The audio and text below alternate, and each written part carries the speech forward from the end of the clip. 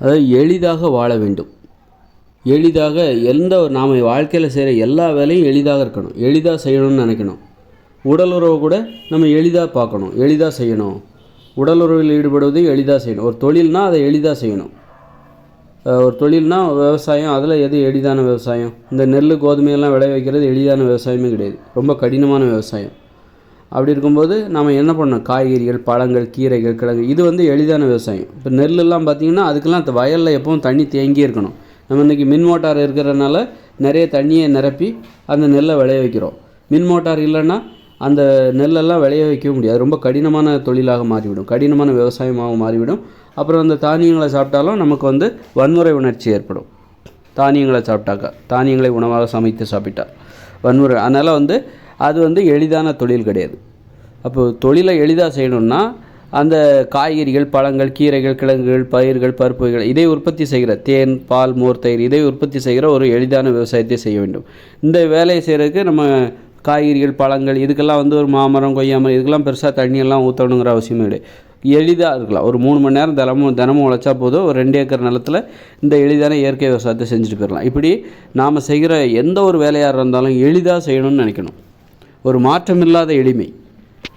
இதுக்கு மேலே எளிமை வேறு ஒன்றுமே கிடையாதுப்பா, அவ்வளோதான். இதுக்கு மேலே மனுஷங்க இதை செய்கிறத தவிர வேறு வழி இல்லை. இதுக்கு மேலே எளிமையாக வேறு எந்த வாழ்க்கையை வாழவே முடியாது. அது மாதிரி இப்போது உடல் உறவுலேயும் அது மாதிரி உடல் உறவை எப்படி எளிதாக செய்வது அப்படின்னா, உடல் உறவுனா திருமணம் செய்து கொண்டு வாழ்ந்தால் உடல் உறவை எளிதாக செய்யலாம். நீங்கள் திருமணம் செய்து கொள்ளாமல் தவறான உடல் உறவுலாம் வச்சுக்கிட்டீங்க, கள்ள தொடர்பு வச்சுக்கிட்டாக்கா பிறருக்கு பயந்து தான் உடல் உறவு வச்சுக்க முடியும். விரும்பிய போதெல்லாம் உடல் உறவு வச்சுக்க முடியாது. அதில் நிறைய ஆபத்து இருக்குது. இப்போ திருமணம் செய்து கொள்ளாமல் கள்ள தொடர்பு வச்சுக்கிறாங்க. இன்னொருத்தனோட மனைவியை, இன்னொரு பெண்ணின் கணவனை தெரியாதனமாக கள்ள தொடர்பு வச்சுக்கும்போது பயந்துக்கிட்டே உடல் உறவு பண்ணிக்கணும். அதுக்கு நேரம் எப்போ வேணாலும் விருப்பப்பட்ட நேரம்லாம் போக முடியாது. அப்போது ஒரு உடலுறவு கொள்வதற்கான எளிதான வழி எது அப்படின்னா திருமணம் செய்து கொள்வது தான். கட்டுப்பாடாக இருப்பது. ஒரு பெண்ணுக்கு உண்மையாக இருக்க வேண்டும், ஒரு ஆணுக்கு உண்மையாக இருக்க வேண்டும். உண்மையாக இல்லாமல் நீ கல்யாணம் பண்ணிட்ட, ஆனால் உண்மையாக இல்லை அப்படிங்கிறது உன் மனைவிக்கு தெரிய வந்தால் அவள் உடல் உறவுக்கு சம்மதிக்க மாட்டாள். அதே மாதிரி நீ திருமணம் செய்து கொண்டாய், ஆனால் நீ உனது கணவனுக்கு உண்மையாக இல்லை அப்படின்னா அவனும் உங்களோட உடலுறவு வச்சுக்க மாட்டான். உண்மையாக இருக்கிறது தான் உடலுறவு கொள்வதற்கான எளிதான வழி. உண்மையாக இருப்பவர்கள் அவங்களுக்கு தான், அதாவது அப்போ தான் திருமணங்கிற உறவே வரும். உண்மையாக இல்லைன்னா அங்கே திருமணங்கிறதே ஏற்படாது. ஒருத்தருக்கு ஒருத்தர் உண்மையாக இருக்கணும் அப்படிங்கிற ஒரு ஏற்பாடு தான் அந்த திருமணம். அப்போது உடலுறவு வைப்பதற்கு ஒரு எளிதான வழி எதுனா அதுக்கு இந்த விபச்சாரமோ அல்லது கள்ள தொடர்போ இது எளிதான வழி கிடையாது. இது ஆபத்தான வழி. உடலுறவு வைத்துக்கொள்வதற்கான அழியக்கூடிய ஒரு வழி, அழிவை ஏற்படுத்தக்கூடிய ஒரு வழி. அந்த வழியில் நீங்கள் போய் உடலுறவு வச்சுக்கிட்டிங்கன்னா உங்களுக்கு அழிவு தான் வரும். பயந்து கோழையாக மாறிடுவீங்க.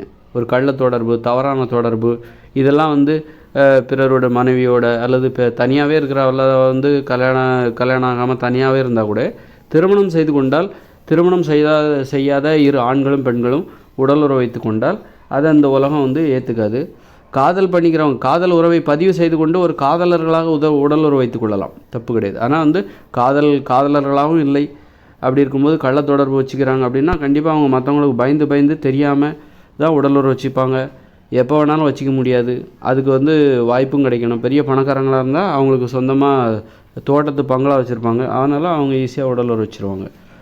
அவங்க அதை சமாளிக்கிறதுக்கு பாருங்கள், பெரிய தோட்டம், பெரிய பங்களாலாம் கட்டினா தான் இந்த தவறான உடலுறவை நீங்கள் தினமும் வச்சுக்கிறதுனா அந்த மாதிரி ஏற்பாடு அவ்வளோ கஷ்டப்பட வேண்டியிருக்கு. அப்போ அது எளிதான வழி கிடையாது. அதனால் எளிதான வழி எதுனா உடலுறவு வைப்பதற்கான எளிதான வழி, உடலுறவு தேவையை பூர்த்தி செய்வதற்கான எளிதான வழி எதுன்னா அது திருமணம் செய்து கொள்வது. திருமணம் செய்து கொண்டால் நீ விரும்பிய போதெல்லாம் வைத்துக்கொள்ளலாம். திருமணம் செஞ்சுட்டா மட்டும் போதுமா? அப்புறம் உண்மையாகவும் இருக்கணும். ஒருத்தருக்கு ஒருத்தர், கணவனுக்கு மனைவி, மனைவிக்கு கணவனும் உண்மையாக இருந்தால் தான் அவங்க விரும்பிய போதெல்லாம் உடலுறவு வச்சுக்கலாம். அவங்க உண்மையாக இல்லை, மனைவி தனக்கு உண்மையாக இல்லை என்றால் அவன் கணவன் உடலுறவு வைத்துக்கொள்ள சம்மதிக்க மாட்டான். அந்த திருமண ஒப்பந்தமே திருமண உறவே முறிந்து போய்விடும். அது மாதிரி ஒரு கணவன் தனக்கு உண்மையாக இல்லை அப்படின்னா அவளும் சம்மதிக்க மாட்டாள் உடலுறவு வைத்துக் கொள்வதற்கு. திருமணம் பண்ணிட்டாலே அவங்க விரும்பிய போதெல்லாம் அவங்க திருமணம் பண்ணிட்டாலும் விட ஒருவருக்கொருவர் உண்மையாக இருக்கணும். அப்புறம் ஒருவருக்கொருவர் நேசிக்கணும். உண்மையாக இருந்தால் மட்டும் போதாது, நேசிக்கணும். ஒருவருக்கொருவர் உதவியாகவும் அக்கறையாகவும் இருந்துக்கணும். அப்போ நல்ல பண்புகள் உருவாகுது. எளிதாக உடலுறவு வைத்துக்கொள்ள முயற்சி வைக்கும்போது நல்ல பண்புகள் வரும். கள்ள தொடர்பில் அந்த நல்ல பண்புகளுக்கு வாய்ப்பு கிடையாது. வெறும் உடலுறவு வச்சுக்கிட்டு போயிடுவாங்க, காரியம் முடிஞ்சவொடனே போயிடுவாங்க, பிரிஞ்சிடுவாங்க.